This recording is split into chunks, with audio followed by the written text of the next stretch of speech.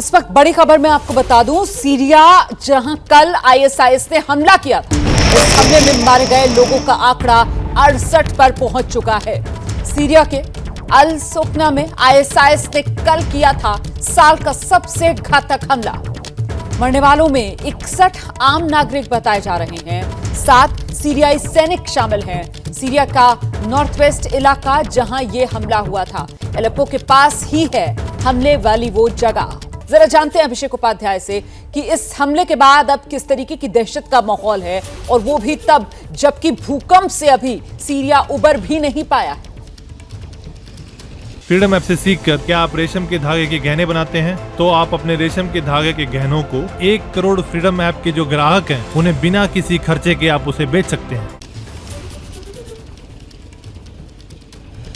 देखिए रोमाना, यहाँ पर जो भूकंप की जो त्रासदी है सीरिया में वो इतनी ज़्यादा है, और बड़ी बात यह है कि इसको दिखाना ही अपने आप में एक बड़ी चुनौती है। क्योंकि ये जो जगह है सीरिया, यहाँ पर एक ही रास्ता है पहुँचने का कि आप डेमेस्कस से निकलिए और होम्स होते हुए यहाँ पहुँचिए। बाकी जो 3 जगह हैं वहाँ पर लड़ाई अभी भी चल रही है।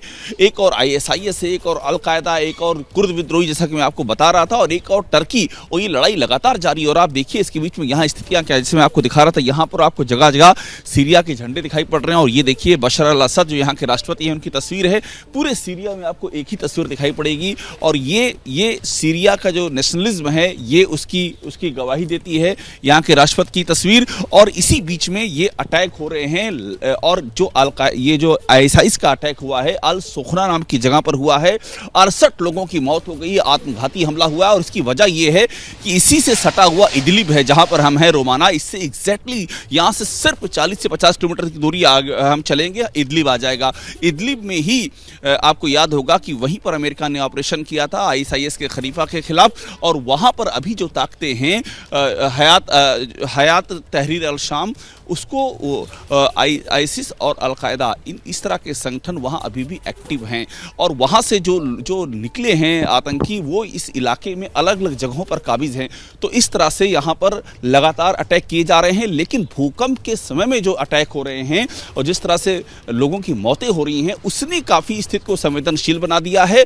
और अभी हम जहाँ पर हैं यहाँ पर राहत और बचाव की सामग्री भी बड़ी मुश्किल से पहुँच पा रही है इन्हीं हमलों के चलते। रोमाना, बहुत शुक्रिया आपका इस तमाम जानकारी के लिए अभिषेक उपाध्याय। तो कुल मिलाकर पिछले 12 साल से सीरिया एक तरीके से युद्ध भूमि बना हुआ है। यकीन मानिए सीरिया में रिपोर्टिंग करना आसान नहीं है, बहुत मुश्किल काम है ये। कदम कदम पर मौत का खतरा है, किसी भी वक्त बारूदी बारिश शुरू हो सकती है। आप ये भी जान लीजिए कि ABP न्यूज की टीम उस एलेप्पो शहर में है जो सीरिया के मोस्ट डेंजरस जोन में से एक है, जहां बरसों से विद्रोहियों का खौफ है। और यही शहर 6 फरवरी को आए भूकंप से अब तबाह हो चुका है।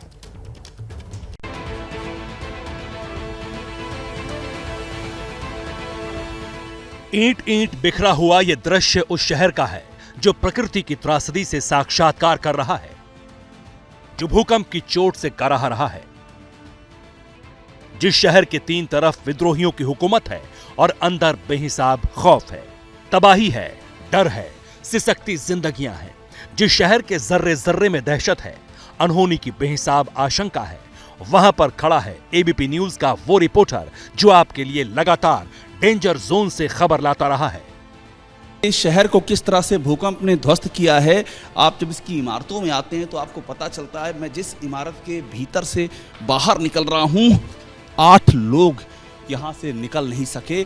और इस जगह की पहचान बहुत ज़रूरी है। जो मलबे का पहाड़ है आप देख रहे हैं, ये एग्जैक्टली हम इदलिब के करीब हैं, वही इदलिब जो ISIS का गढ़ हुआ करता था, और जहाँ इस समय जिहादी ताकतें, जिनको जो हयात तहरीर अल शाम की अगुवाई में जहाँ काबिज हैं, उसके नज़दीक हम इस समय हैं। ये अलेप्पो शहर कभी सीरिया का गुरूर हुआ करता था, अब सिर्फ शोक का पर्याय बनकर रह गया है। दशकों तक यहाँ विद्रोही आतंकी चोट करते रहे। अब कुदरत ने ऐसी तबाही मचाई है जिससे पूरा शहर कांप रहा है। ABP की टीम इसी कांपते शहर का कोना कोना कैमरे में कैद कर रही है। यहाँ तक पहुँचना एक बहुत ही कठिन चुनौती है। ये जो बिल्डिंग है, यहाँ पर 8 जानें गई हैं। एक परिवार के 8 व्यक्तियों ने यहाँ पर अपनी जान गंवाई है। और अभी भी ये जो जगहें हैं, इन जगहों पर तलाश नहीं हो सकी है कि यहाँ पर अभी इस मलबे के पहाड़ के नीचे जो मैं आपको दिखा रहा हूँ, यहाँ पर हालांकि अब किसी के बचने की संभावना तो नहीं है, लेकिन फिर भी अपनों के अंतिम दर्शन कर पाने और उनका जो विधि विधान से अंतिम संस्कार करने की उम्मीदें ये है परिवारों को बनी हुई है। सिसकते हुए सीरिया में पहली बार कोई हिंदुस्तानी न्यूज चैनल कैमरा लेकर घूम रहा है, सीधे आप तक रिपोर्ट पहुंचा रहा है। हमारे रिपोर्टर और कैमरामैन आपको हर खबर में आगे रखने के लिए अपने संकल्प को पूरा कर रहे हैं। फ्रीडम ऐप से सीखकर क्या आप रेशम के धागे के गहने बनाते हैं? तो आप अपने रेशम के धागे के गहनों को 1 करोड़ फ्रीडम ऐप के जो ग्राहक हैं उन्हें बिना किसी खर्चे के आप उसे बेच सकते हैं।